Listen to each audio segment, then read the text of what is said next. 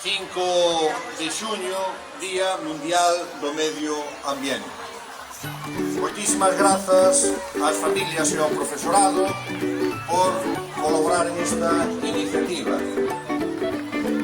E moi agradecidos a todos os nenos, nenas que estades aquí para encher este xardín de cor, de abrazos, de cariño, agradecer a vosa colaboración e desexar que o Día Mundial do Medio Ambiente sirva para que todos o respetemos e para que todos o cuidemos.